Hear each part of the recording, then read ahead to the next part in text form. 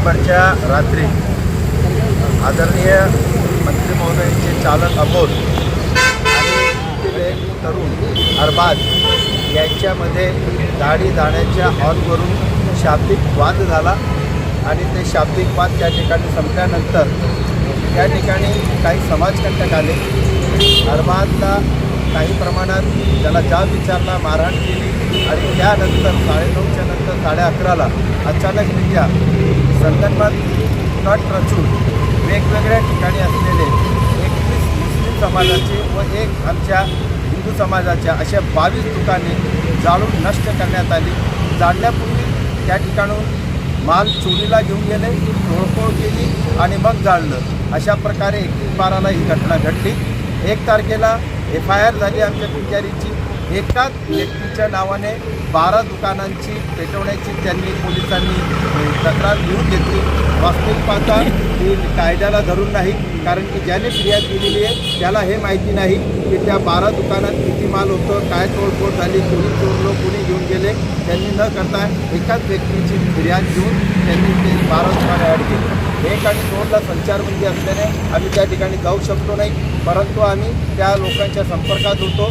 3 तारखेला त्या लोकांशी आम्ही प्रत्यक्ष भेटलो. त्या ठिकाणी जाऊन आम्ही बघितलं आणि बघितल्यानंतर आमच्या लक्षात आलं की त्या 12 दुकानांच्या व्यतिरिक्त अजून असे 7 दुकानं होते त्या ठिकाणी की त्यांचंही झालेलं नुकसान होतं, परंतु दखल घेतली नव्हती. म्हणून आम्ही घेतली.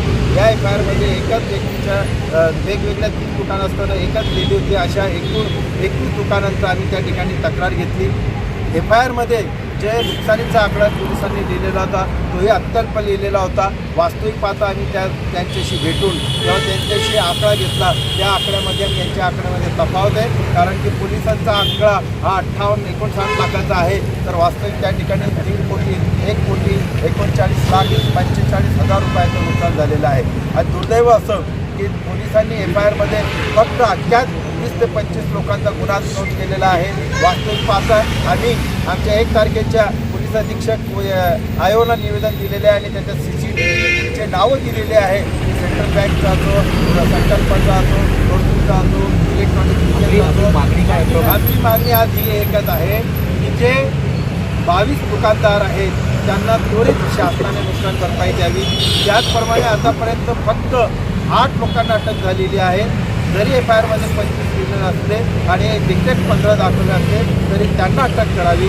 आणि सर्वात महत्त्वाचं की जो कोणी या घटनेचा सूत्रधार आहे, मास्टर माइंड आहे, ज्याच्या सूचनेनुसार, ज्याच्या मार्गदर्शनाखाली, त्याच्या इशाऱ्याने हे जाळपोळ झालेली आहे, त्याला सुद्धा अटक करावी. त्याचप्रमाणे ही जाळपोळ करताना ज्याप्रमाणे पेट्रोलचा वापर करण्यात आलेला आहे, पेट्रोल पंपवरून घेतलेले कॅन त्या पेट्रोल पंपवाल्यांची साक्षी घ्यावी आणि संबंधितांविरुद्ध कडक कार्यवाही करावी, हीच आमची या ठिकाणी आज मागणी आहे.